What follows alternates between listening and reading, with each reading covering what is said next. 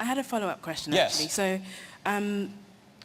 I can't remember the exact words, but I was listening to something by Stephen Fry, and he was saying something about how, you know, if God existed, why is there brain cancer in children, Right. or something along those lines? Right. And so a child doesn't choose to come into the world sick. So how do you respond to that? Yes, that's an excellent question. I saw the Stephen Fry video that's kind of gone viral. Whatever evil does is it can't disprove God. Why? Because there'd be no such thing as evil unless there was good, and there'd be no such thing as good unless God existed, because by definition, God is what we mean by good. His nature is the standard of good. C.S. Lewis put it this way: the shadows prove the sunshine. In other words, in order to have shadows, you have to have sunshine. In order to have evil, you have to have good.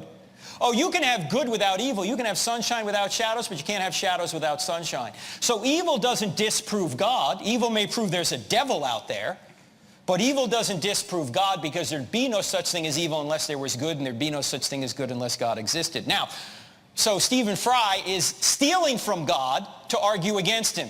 He's stealing a moral standard to say childhood cancer is evil. Now, we all think it's evil. We agree it's evil.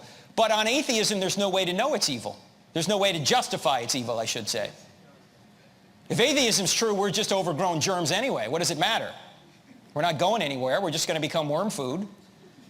So there's no ultimate meaning to anything. So he's stealing a standard from God to argue against him. Now, you can ask why would, and this is the answer I went through at Michigan State, but the brief answer to the entire thing, not a complete answer, is this. I don't know why a baby dies, or I know why babies die because we live in a fallen world, but I don't know why a particular baby dies. And there's something out there known as the ripple effect. You guys know what the ripple effect is? That one event, every event in the world ripples forward to impact trillions of other events in people, or billions of people, right? Yeah, we wouldn't be here today, probably here at this church, if it wasn't for John Newton and William Wilberforce and John Wesley and those kinds of people. What they did rippled forward into the future. In fact, yesterday I was at John Newton's church, right down near London Bridge. That wouldn't have been here. London wouldn't be what it is today without the ripple effect.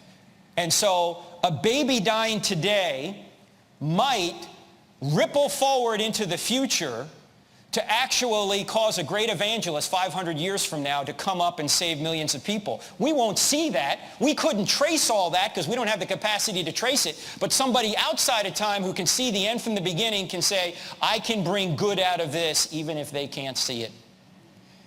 In fact, let me just show you this one quote that I think is one of the most profound quotes that I've ever seen on this issue. It was uttered by a pastor at Notre Dame in Paris about 150 years ago. Here's what he said. He said, if God would concede me his power for 24 hours, his omnipotence for 24 hours, you would see how many changes I would make in the world, but if he gave me his wisdom too, I would leave things as they are. God can see the end from the beginning. We can't.